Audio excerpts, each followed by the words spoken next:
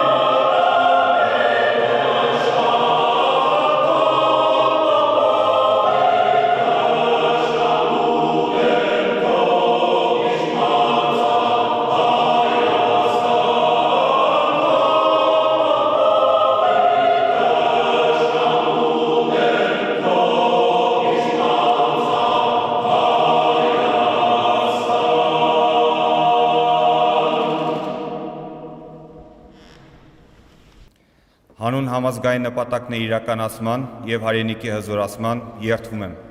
բարեխղճորեն կատարել ժողովրդի առջև ունեցած պարտավորություններս, պահպանել Հայաստանի Հանրապետության սահմանադրությունը և օրենքները, նպաստել Հայաստանի Հանրապետության ինքնիշխանության և շահերի պահպանմանը, հավատարիմ մնալ կառավարության անդամի բարձր կոչմանը։